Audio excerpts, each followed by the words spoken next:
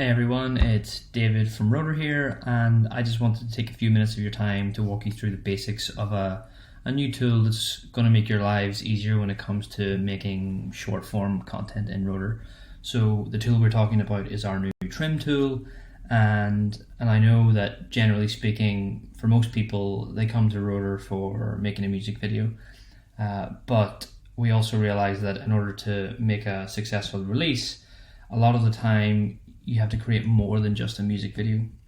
So I'm just going to give you a quick tour of this new tool, and hopefully it'll make your lives easier when it comes to making things like canvas videos for Spotify, as well as promo and teaser videos for, say, Instagram, all without having to know anything about video editing software. So let's dive in. So if you make a video in Rotor just the same way you would any other time, you'll notice this new option. It says trim video, and if you go in there, you'll see it's going to take you to the new trim tool. So the first thing I'm going to do here is I'm going to zoom out just so you can see the extent of what's happening. But it's really simple to use. To trim a video, all you need to do is grab these blue handles and move them, right? So grab it in, grab it out, your video is trimmed. It's really as simple as that. However, there's a few things I'd like to point out that happen as you drag the handles and move things around here. You'll notice a few things. So firstly, as I drag the handles, you'll see that we show the duration of the video that you've trimmed in the middle, right? So that's the total length, or the new length, right? So if I want the video to be a minute, I just pull it to a minute. If I want it to be a minute and 10 seconds, I just drag the handles. And you'll also notice that as you move the segment around, right, the region, you move it around, you'll see the video above update, and that's really helpful for choosing the exact frames or the exact portion of the video that you want to select.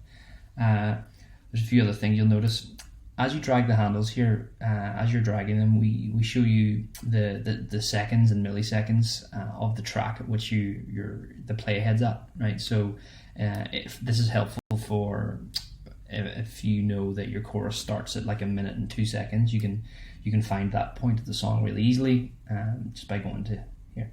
So as you drag the handles around, you'll see the precision that you need is there if you need it. There's a few other parts of this I'd like to point out as well. So on the left hand side here, you'll see these presets, right? So I'll just go back to full track just to show you how these work.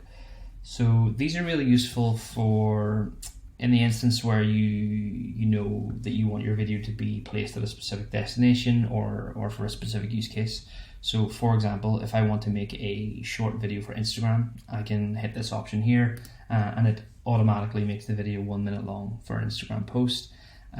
Or if I want to make it for an Instagram story, it'll go to 15 seconds. And similarly, there's an option here for Spotify Canvas, which is useful if you want to put a video behind your track in the music player in the Spotify UI. So this will set my video to just under 8 seconds.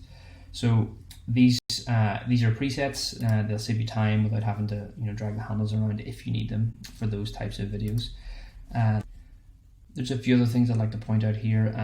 One of them is this little lock icon. So this is a useful little tool for when you want to set your time selection in stone and you don't want it to change, right? So, for example, if you wanted your video to be a minute and a half for whatever reason, you can set it to a minute and a half, and then you can click this little lock icon, and when you do that, it sets it in stone, so you can move it around without the risk of changing it from a minute and a half to something else, right?